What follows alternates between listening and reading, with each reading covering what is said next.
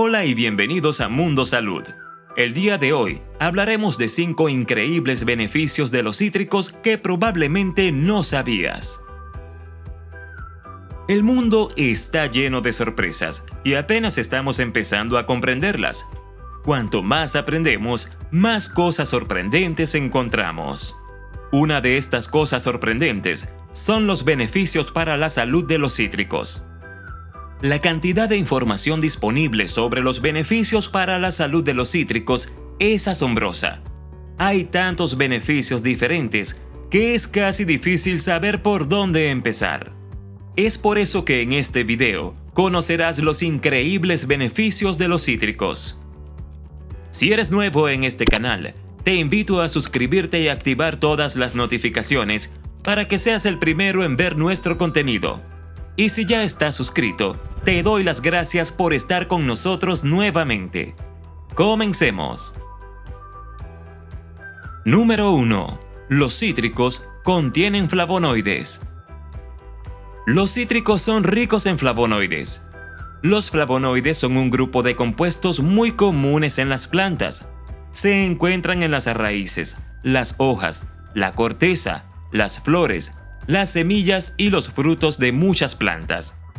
Los flavonoides tienen propiedades antioxidantes y pueden protegerte contra enfermedades cardíacas y el cáncer, por nombrar solo un par de ellas. Número 2. Son una excelente fuente de vitamina C. Los cítricos tienen muchos beneficios nutritivos, pero uno de los más importantes es su contenido en vitamina C. La vitamina C es una parte esencial de tu dieta. Ayuda a mantener el sistema inmunitario, a formar colágeno y es buena para la piel. Los cítricos tienen una gran cantidad de vitamina C, por lo que los convierte en excelentes fuentes de este nutriente.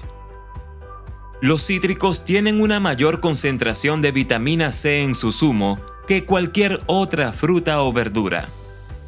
Una naranja de tamaño medio contiene el 75% de las necesidades diarias de este importante nutriente. Los cítricos son una de las mejores fuentes naturales de vitamina C disponibles y pueden encontrarse durante todo el año en los supermercados de todo el país.